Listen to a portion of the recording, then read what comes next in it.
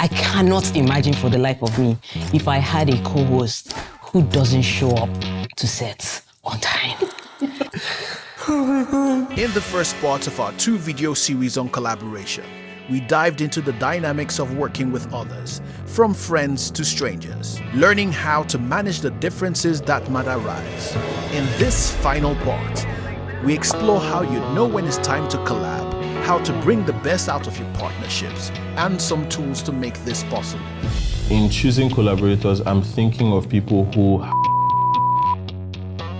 Red flag sometimes is, excuse me, why is there a bank account that has been created and I'm still not added to it? Oh my God. Red flag.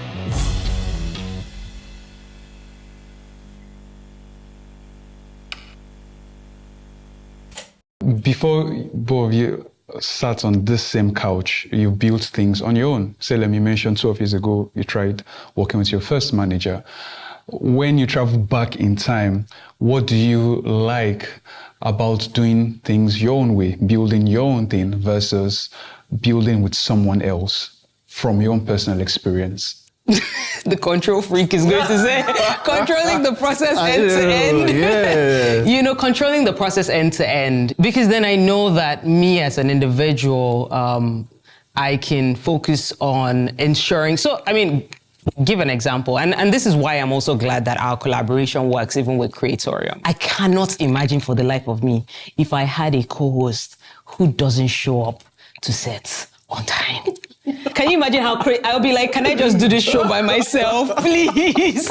Because I can control that. I will show up on time. Yeah. I can control, you know what I mean? Yeah. And if there's an issue and you have to shoot late into the night, I will say to myself, I know that I can make that commitment personally. Yeah. Can the person I'm collaborating with make that commitment? Those are the fears, right, that you have when you're working with people is the ability, I mean, you want the ability to be able to control the process based on the fact that you have certain ideals, you know, certain things that are important to you, especially with resilience, right? Like I'm someone who's very resilient.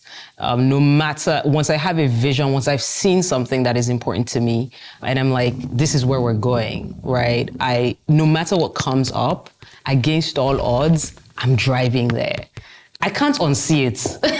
It's better I don't see the vision, but once I've seen it, I can't unsee what I've seen. So that resilience, that's, okay, it didn't work out today, but it's going to work out next week. You know, it didn't work out next week, it's going to work out next month. I keep going in that direction.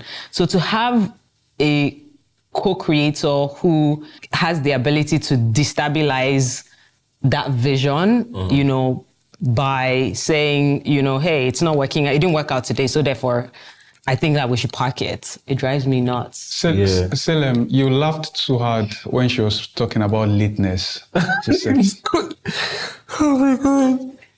Oh my gosh. It's one of the things that drives me crazy. It's one of the things I can't stand, especially because you agreed to the time. Like you could have said, I don't agree to the time, you know, I would have said that, but like if you agree to the time and it drives me crazy. I don't understand it. And I also hate how normalized it is. So I love when I meet other people who are like, no, I'm not normalizing that in my life.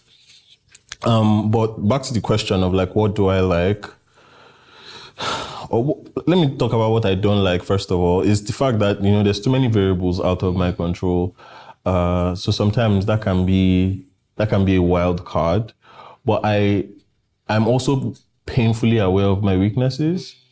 And in choosing collaborators, I'm thinking of people who are good at what I'm not good at.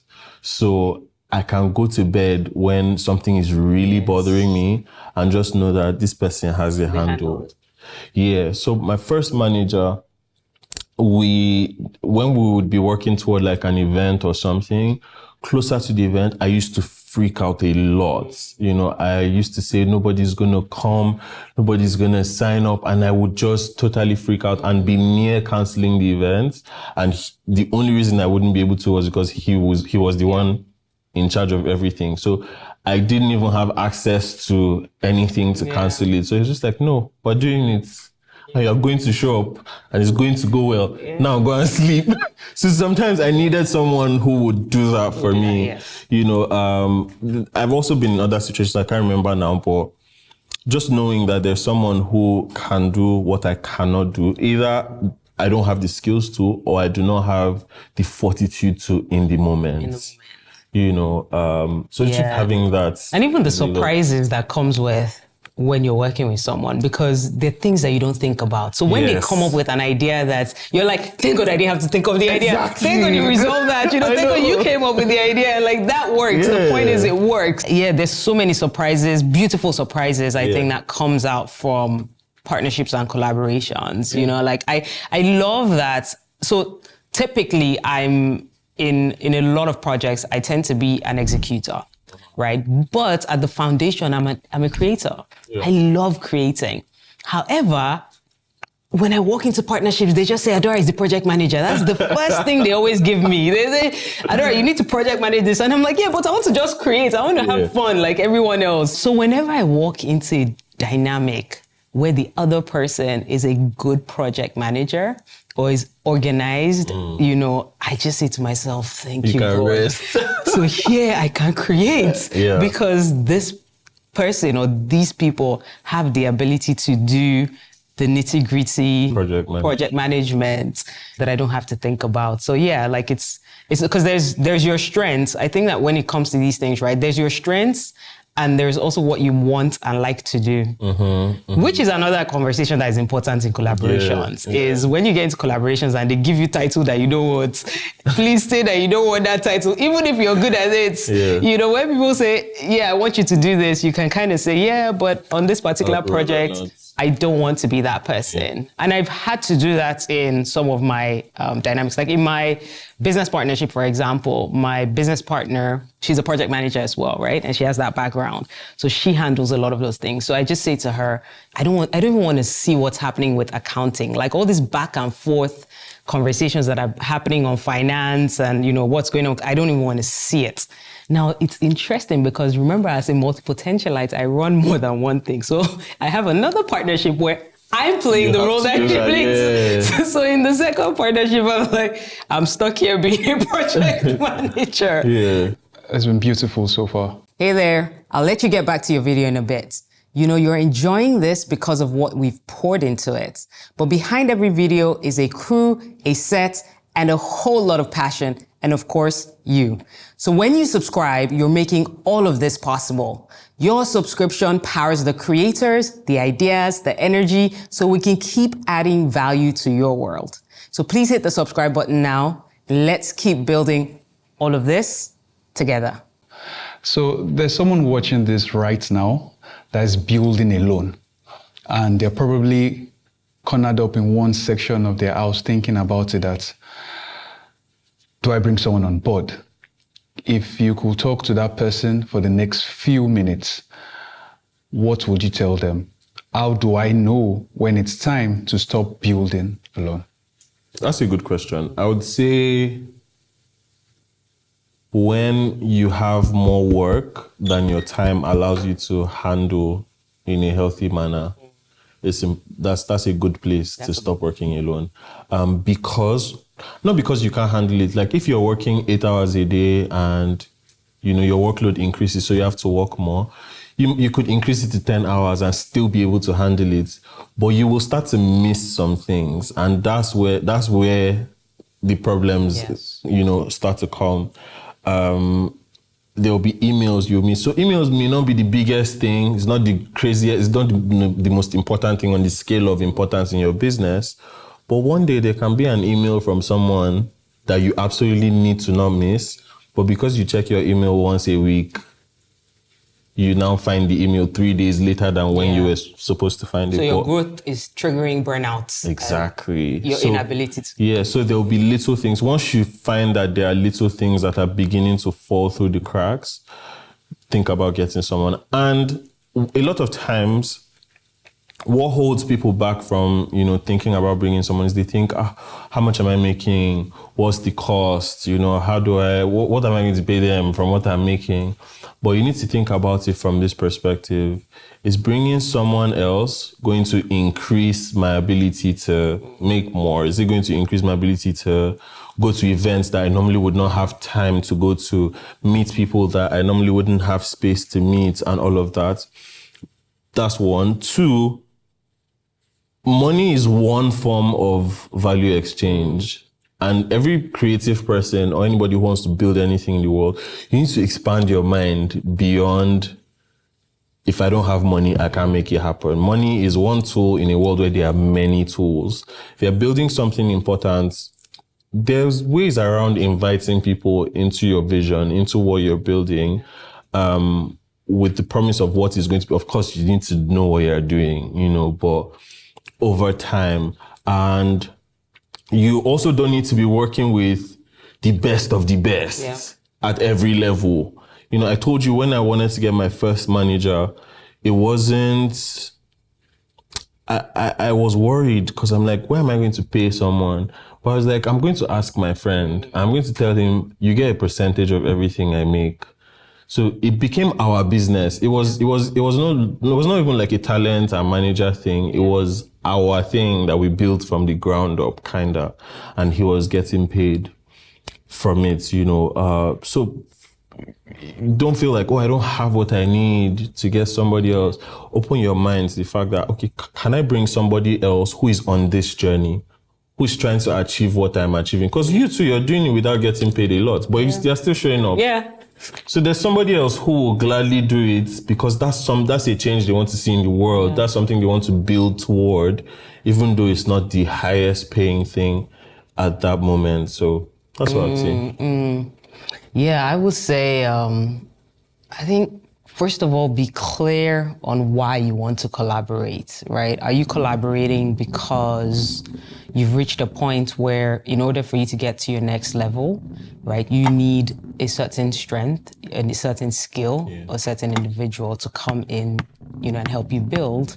Are you collaborating because you want someone to just journey with you? Because to be honest, entrepreneurship, building anything gets really lonely on the path. It's not just some random quotes like entrepreneurship is a lonely journey. It is, right? So sometimes you just want someone, who you can build with, right? Even if they don't necessarily have like all the core strengths that you need to be able to take it to the next level. Because I always say, like, there are many things you can hire for. And there's some things that you can't hire for. There's some things you need to partner for. Why do I feel like I want to work with anybody right now at this stage in my journey? Just then being clear on the what, so what do I want this person to bring and what am I willing to give in return? And you said it earlier, it's about mutually beneficial relationships. Before you even think about jumping into partnerships, you need to be clear about what it is that you're willing to part with. You know what? Let me reframe that. Not even thinking part with, because part with feels like something is going away from you. But when you think from a place of creative abundance, it's not so much parting with, it's actually what am I willing to contribute, to pour in and to invest in this other individual as well. When that is clear, it's very helpful to then prompt you to want to move into the action of that collaboration. You're not just, it moves from being a thought to action. And I also want to say, don't be afraid to not have everything figured out. Yeah. Everything is really figure-outable, right? So there are going to be aspects of the collaboration that worry you because it just seems too heavy in your head. There's many people who don't understand, for example, the concept of equity splits or, revenue splits and things like that. And that stops them from collaborating because they're like, I don't even understand the jargon that comes with these things and the concept and the ideas of how I need to structure this collaboration. I think when you're not clear on structures of collaboration, that's where communication comes. And that's where also bringing in third party that understands how to structure collaboration. Because in those moments, you will then learn that there's no one size fits all when it comes to partnerships. Sometimes people just think about it as, as long as we have equity, as long as we can do the percentage splits, it means we're now in partnership. But there are many little dynamics details, right, that come into those things that you may not think about now, but at some point they come into play. I've managed talents who, like, for example, I've managed talents where it's like, I managed them before they were married. And then they get married and, they now, when you structure your partnership, you're like, every time we travel, we both travel together. Now there's a partner that needs to be considered when the tickets are being booked. So when I'm saying to a client, we require X amount of tickets, I'm no longer asking for 2 tickets. I'm asking because I'm trying to accommodate, a third party in the dynamic, right? And that's just one example, but I'm just saying like those things come into play eventually. Yeah. So conversations around those type of dynamics, they keep happening over. You can't figure it out in the first day. The first day of our collaborative conversation, we can't figure out everything, which is why we went back to making sure that you're aligned at certain foundational points. Yeah. Because there are going to be things that you don't foresee. And when you get there and the situation is now in front of you, do we have the ability to discuss it? Or are you coming in with a closed mind saying, because my spouse was not involved in, was not able to travel at the beginning, I'm using that as an example, but there are many moments, like that I've experienced. It's back to that. In the beginning. It's back to that. I've had talents that I've worked with where, for example, money will come to the table and the talent needs something in that moment, right? And even though it's not agreed that they should get that thing, because there's humanity, and because there's connection, and because there's love, it's very easy to say, let's prioritize that thing that is important to you because it is important to you. Because why would I care about a business if you're not in a good mind space? Because you have an issue, right, that is pressing and the business has the ability to solve the issue. But we now say that you can't pull from the business. Yeah. From everything you've said and from your wealth of experience, are there specific tools, frameworks, processes, or rituals that could help a creative partnership that you would like to share with us? Transparency, for sure. Everything needs to be transparent, like every step of the way. There's no, how sometimes you think something and you feel like you said it out loud, but you're like, I thought I told you. Yeah. There cannot be that. Like, it has to be fully transparent all the way because people need to know, people need to have heads up. They need to know that they're also not being used, that's one. Appreciation, I think. Whoever it is you're working with, collaborating with, building with, I think it's important for them to always know how much you value them. So acknowledge their contribution to whatever it is, you're building together. Just that affirmation, letting them know that this is, that's a good one. Because sometimes we forget. Yeah, we forget. And, everybody's just like, we came here to work, we didn't come here to just, so but we're human beings, at the end of the day. And that's something you always do so well. Thank you. I'll take that.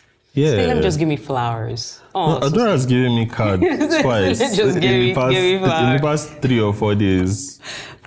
Yeah. I'm with you on transparency. And I think one of the ways, one of the practical ways for transparency is being very clear at the very beginning as to how it is that we share information, and because I'm very big on projects, right? And putting things in place. I like to make sure that we've dumped everything. Like there's a communication channel where my partners can see everything that is going on. Yeah. You don't have to respond. You don't have to feel the pressure to always be on the ball with that, but you can see the ball when it's moving. So at every point, this way you have perspective and understanding and overview of what is being created, what is being done. And then this way it allows for everyone to feel a part of it, whether they're contributing actively to a particular thing or not. So that's important. And even down to even little things like you said, red flag. Red flag sometimes is, excuse me, why is there a bank account that has been created and I'm still not added to it? Oh my God. Red flag, that's right? Bigger than a red flag. that's like, you can hear all sorts of stories, but being able to even just see down to things like that. What are the transactions going out and going in?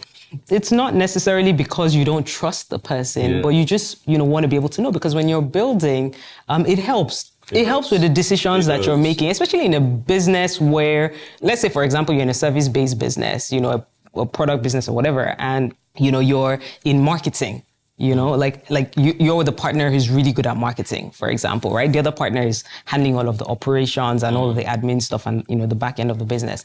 Now, as someone who's in the marketing, when I see where our financial position is, it can motivate me to either do more. Yeah. To now say to myself, I'm going to do more because this is not looking too great, right? But if I don't have knowledge of what's going on, I'm going to assume that things are working because our logo is on everything. I know.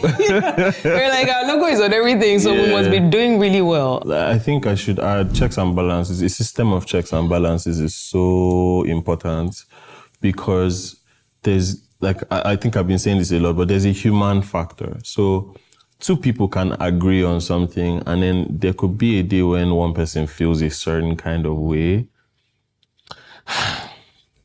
So I've been stolen from before in a partnership, right? Someone stole from our business and I understood, but of course, whatever we had to end because it was just, I couldn't come back from it, unfortunately. But in retrospect, I realize now that one big mistake I made was the account, we're both not signatories to it. So in the moments where they had a very tough time, they had access to a lot of money, which was not for personal use. It was business money. But because they were in a tough time, just like, take it. Now, if there were checks and balances in place, I would have been able to clock it immediately. Like, what's that transaction? What is it for? Where is it going? Why are we using business money for this and that? But I didn't know till like a couple months later. And it's like, oh, so and so happened, tight corner, all of that. So because we're human beings, anybody can have a tight corner. Someone could get, something unfortunate could happen.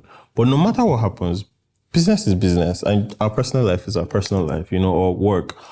So if there are those checks and balances, I now know that there's certain solutions I cannot conceive because that's the business. It's not made to solve those kinds of problems for me. So I need to go and look for other options. That's a really good one. Yeah. So I think whatever kind of collaboration, the checks and balances, I use the account as an example, but sometimes the checks is somebody else who is always seeing what is happening between two people. Every time we have one of these episodes, Mofe comes to tell us, here's what you did great. In the next one, you can do this better. That's our check and balance. Because you'll be like, Salem, well done. I'll be like, goddess. Yeah, because this way we can make objective decisions. Our first just like, sit down, this is what you did. We've actually had quite a lot of that. Yeah. And I think I highly value that, which is why I was saying that the surprises, you have beautiful surprises, right, that come out of collaborations because sometimes my personal default is to look at something and be like, oh yeah, that's really good. Or, oh no, I don't like that. Yeah, and when you're collaborating, when there's no middle, right? And sometimes when I'm collaborating, I pause and I'm kind of like, wait, why did you think that? And when I listen, I realize, man, the idea is so much more better than mine. Yeah, and I think that's the beauty of self-awareness and not operating from a place of ego. Yeah, right? Because it's not going to take away from the fact that I'm still good at what I do. I don't need to prove it, that I'm good because I'm already in the room. I already have a seat in the room. So I'm here because you believe that there's something. You're here because I believe that there's something, right? So instead of expending that energy, proving to ourselves anything, we can expend that energy building what we're trying to build. And I think communication, speaking about tools and frameworks, communication is also really important. So we're in an era where the primary method of communication for most people is typing. We're having a creative disagreement, we're typing. We're trying to clarify something, we're typing. We're trying to share information, we're typing. And I find that sometimes it's a great tool, but sometimes things get lost in translation. Tones and things like nuances, right? So I found on my journey, like I have moments where a conversation is happening and I immediately pick up my phone and call to say, hey, or I'll message the person and say, hey, can we speak? Like I've already clocked and said, if this conversation continues in typing, we're going to misconstrue the entire situation, right? So there's no need. Let's just resolve immediately. So I pick up my phone and I call. And I realized that in 2 minutes, we've resolved. We've resolved and we're on the same page and we're realigned again. So that's also the method of communication, I should say, is critical. And even in that method of communication that we're talking about, I think being able to go out of your comfort zone. There are projects that I've worked on where, for example, a project management tool was the key way that we speak to each other, right? We use a particular tool. And when you come into, as a creative, when you come into those sort of spaces, you may say to yourself, oh no, the easiest way is me. I'd like to be messaged on, blah, blah. There may be no wiggle room for you to escape from the tool that is being presented. Yeah. So you also have to be a lifelong learner and opening yourself to new things and saying, okay, we know how Mofe is with that tool. We won't mention the brand, but there's a tool that Mofe loves.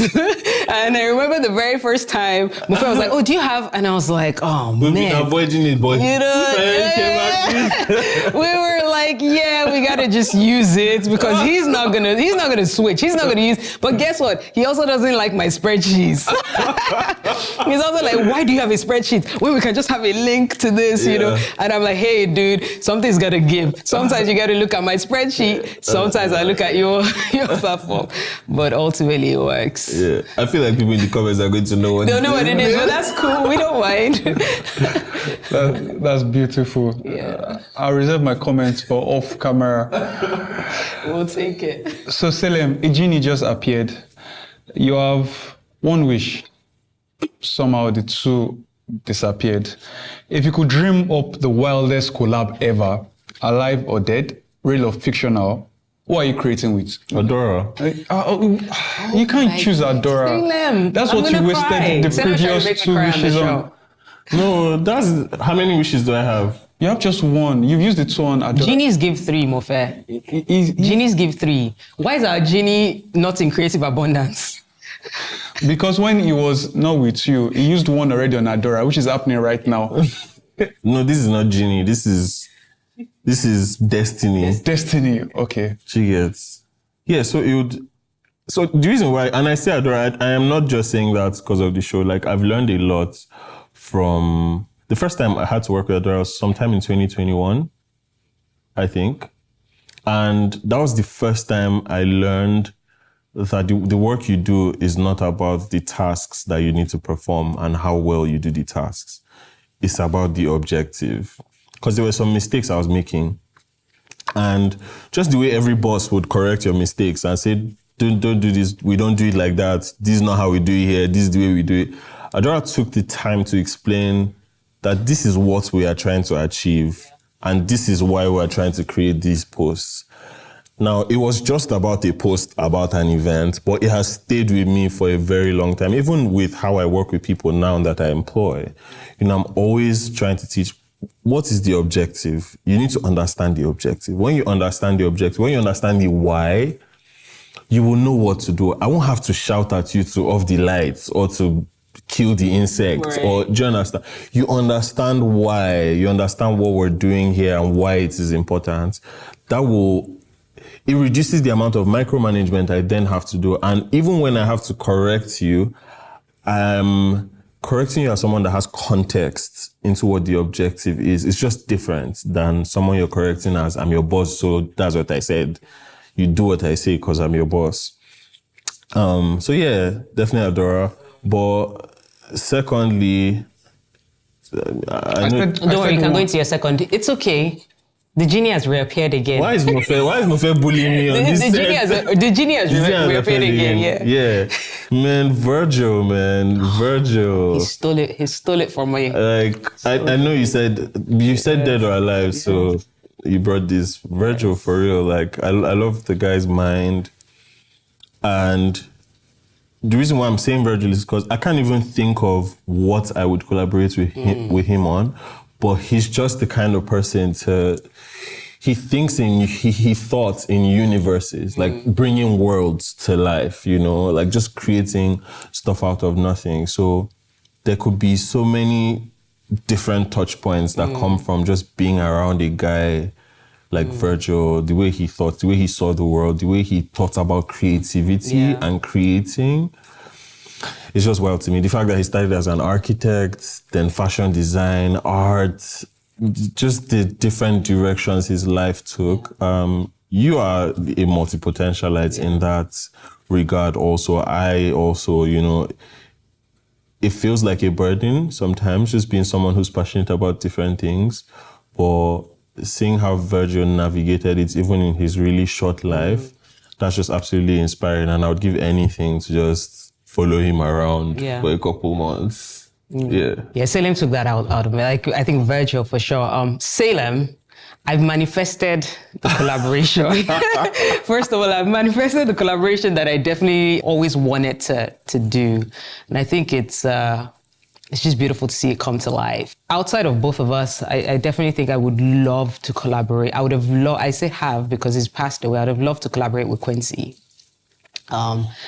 Quincy reminds me a lot of myself. His multi-potentiality, as you mentioned, you know, being able to do multiple things, be a creative, but also be a businessman, and also be a foundation to other people's success, right? So he was also the guy working behind the scenes to be able to elevate the stories and the journeys, you know, of the different people that we now know as successful celebrities and whatnot. Being able to be in a place where he was able to just bench himself, right, to build, but then not lose himself. So there's benching and there's losing yourself. And he didn't lose himself in the process. He was very confident and self-aware enough to know that I can be a light that, you know, helps elevate other people's journeys, and I don't lose my shine, right, on that journey as well. I can't even imagine what it would be like to be in a room with Quincy, man.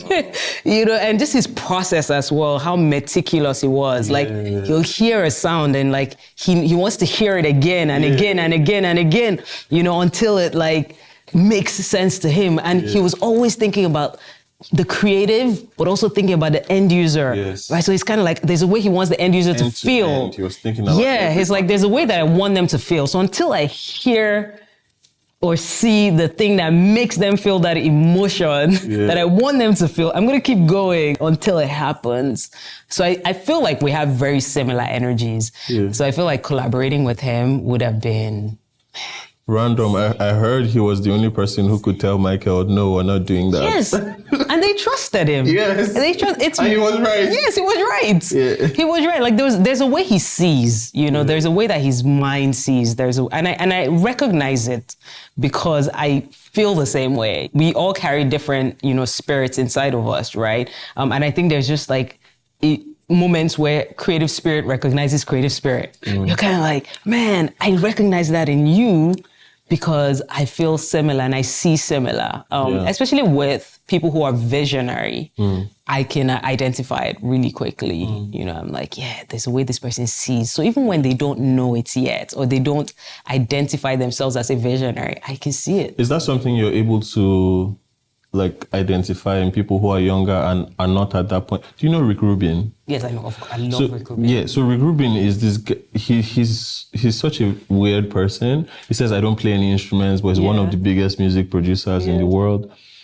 I can imagine he's able to say that because he's lived long enough to trust his ear. But there's someone who's 20 years old and is like that, but they don't know, and they don't have the experience to back up the fact that I just know. I don't know how or why. They don't know how they know, but I know. Yeah. Are you able to detect that in people? 100%. I've seen that. In fact, I've been in situations where I've had to help guide them to believing in themselves enough to see that in themselves as well. Because in cases like that, you also don't want to take them on a journey that sometimes they're not ready to go on yet, because there's still aspects of their personal development that needs to be worked on. They need to come into themselves before you show them that big vision, and it doesn't scare them anymore.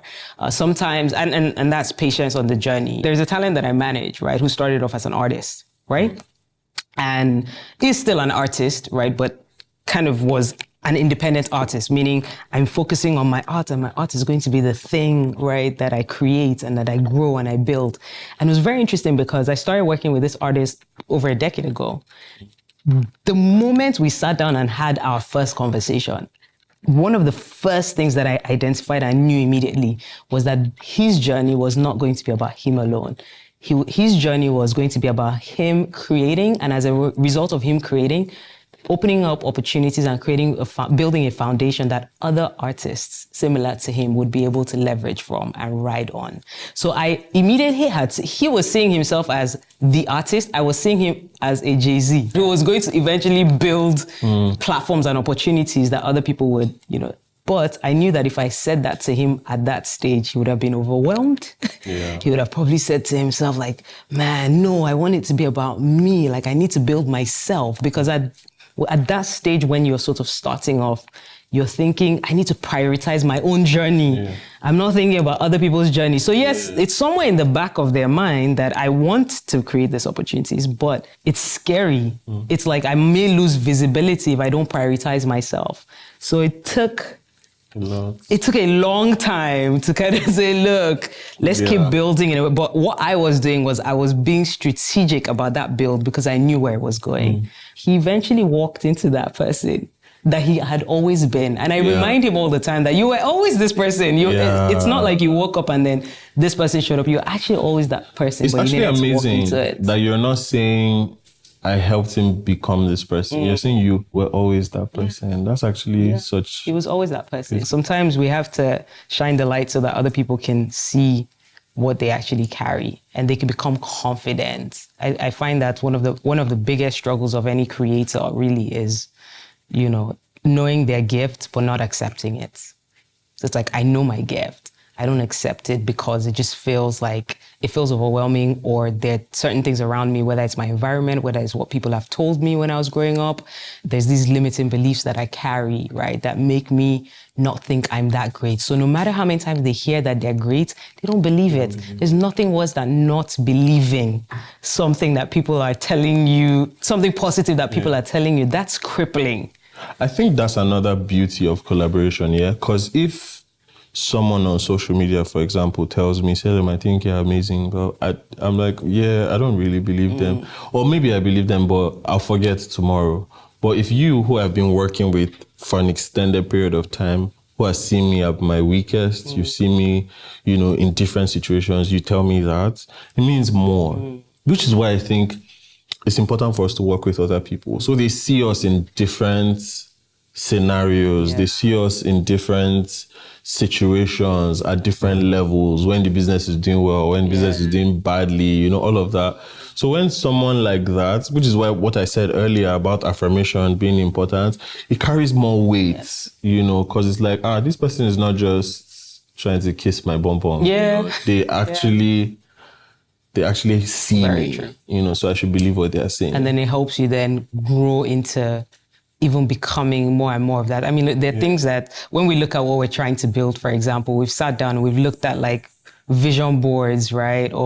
We share stuff all the time between all of us on the team. We're like, hey, look at this, look at that. We're not there yet. There's something in someone telling you that we can even achieve that, that you can't do by yourself. You can't see it by yourself. But when someone else shares something and says, that's the vision, that's where we're going. Mofe has set certain data criteria for us, right? Where we look at these things and we're like, oh man, like, I may think if he asked me like, hey, Adaora, how many subs do you think, you want to see in a year? And then he asks you, how many subs do you want to see? All our numbers are different. We know that that's not our priority. That's not why we're doing the show. But we also know that it's important to have someone, speaking of collaboration, it's important to have someone who's looking at those things that we may not necessarily prioritize heavily, right? Now, my number might be, I might think it's a big number to me. You might think your number is a big number to you. So I want to use examples, right? So if I say I want 100,000 subs, you're like, you know what, guys, I think we should push for 150,000 subscribers. Mofe says, guys, we're going for 1 million subscribers. I'm kind of like, like you're kind of like, okay, I'm like, what is it that you see in me that makes you believe that I can pull 1 million subscribers in X amount? That plants a spark. And once that thing has been planted, I always say, once you see it, you cannot unsee it. Except you want to pretend. Except you want to pretend. You can't unsee it. So now you're like, hey guys, listen, the next time I'm asked and I need something, I'm going to be like 10 million, because now I can see it. That was beautiful. Now, Adaora, do you think the future of collaboration for African creatives looks different? If so, what do you see coming? Oh, yeah, I definitely think the future is bright for African creatives who have made a conscious decision to collaborate, for sure, because we are in an era of collaboration where it's like I, as an individual, I can 10x what I'm building, but together we can 20x what it is that we're building. I definitely see a situation where there's cross collaboration. So people are collaborating across sectors. Yeah. We've always sort of said, I'll collaborate within my sector. So if I'm in the creative sector, I only work with people in the creative sector. If I'm in the agriculture sector, I only work with people in that space. But we're finding that in order to be able to become a thriving ecosystem and a thriving economy, right, and building that creator economy that we talk about, we must cross collaborate. So I now need an accountant. I now need someone in the legal sector. I think creatives are now starting to see that they cannot build by themselves, creator to creator. We are going to need people who are different from us. We're going to need people who have different skills from us. We're going to need people who have different insights, right, and knowledge, right, about the things that we're trying to build. So I definitely see that. I see that cross collaboration happening more frequently. I think people are waking up and just realizing that, we gotta go together. Yeah. I think especially with the growth of the African creator economy, it necessitates collaboration. There's just no way around it, right? One of my biggest dreams of the past couple of years has just been to see African creators thrive. I don't like that most people who are creators or who want to be full-time creators can't. They have to do something else. Like they have to be a creator and have a 9 to 5. People should be able to create full-time. It's a lot of work, right? I want to see more of that, but we will also have to have people who are moving away from thinking about their next Instagram post, their next YouTube, to the ecosystem. If it's just me, I just want to be consistent and make content all the time. But when we come together, it's like, what more can we do? And just like you said, when 2 people come together, it's 10x. When it's 1 person, they can 10x. But when it's 2 people, 20x, 100x, they can do so much more. And if 2 people come together, it increases the chances that those 2 people can encourage another group of 5 to come together. And that group of 5 can encourage 50, 100, and it just continues to grow exponentially. So for the future we envision, for everything we're expecting, for everything we're praying for everything we're working towards and trying to grow, we're going to have to come together on so many levels. There's a lot of trade within Africa that is still weird, that is still difficult, but creative people can collaborate across Africa. Creators in Kigali should work with creators in Lagos. Creators in Nairobi, with creators. Like we already see happen with, dances getting famous on TikTok. And sometimes it's an Angolan dancer that starts the trend, but it gets big in Nigeria. I think we should double down on those things as much as possible to not just let it be a trend, but to treat it as our life depends on this. The growth of the ecosystem depends on this collaboration. So just double down on that. And I believe it's one of the things that we're laying the foundation for, with this show, and we hope to do more of in the future. And I think with what you've said as well, like it will also help for us to be able to, get more finance, right? Like you'll have creatives who, when you come together to be on a table together, right, you're just so much stronger. So we have a project. If I go in as an individual to try and get funding for that particular project, me alone might not be as strong as if we went in together, right? Whether it's with brands, whether it's with investors and whatnot, right? I think we'll see more investable opportunities, investable projects because of the people who are behind it. Like other creators watching, I'm very grateful for everything you've shared. How do you want the creators to tell you thank you? Ooh, that's a good one. All right. First of all, please subscribe to our YouTube channel, okay? And share this with as many people as possible, knowing the impact that it's going to make in their lives, right? Think about this as you're co-creating with us. We're inviting you to collaborate, co-create with us on this journey of Creatorium, right? We can't do it without you. We can't build this ecosystem without you. Having you as part of it is important. So subscribe. Everything Adaora said, join us on this journey. Yes.